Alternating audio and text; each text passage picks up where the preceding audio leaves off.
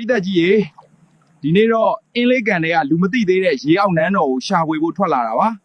မိုက်ကတော့စိတ်လှုပ်ရှားနေပြီထင်တယ်ကဲရေငုပ်ဖို့တော့အဆင်သင့်ပဲမိုက်ကတော့သူ့ဖိတ်နဲ့ပြောက်လို့ရှာနေတာ